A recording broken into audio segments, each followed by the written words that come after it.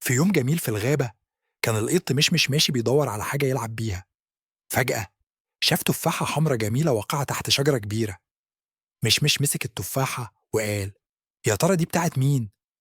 وفجأة سمع صوت أرنب صغير بيعيط وبيقول إنه ضيع التفاحة بتاعته.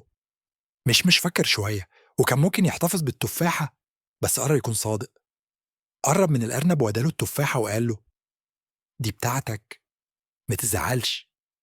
الأرنب شكر مشمش وقال له: أنت قط طيب. مشمش ابتسم وقال: الصدق دايما أحلى من أي حاجة. وحس إن قلبه بقى فرحان أكتر من أي حاجة.